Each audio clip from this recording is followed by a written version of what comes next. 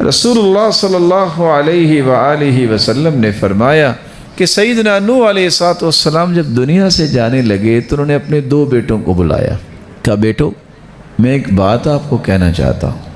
انہوں نے کہا آپ فرمائیں۔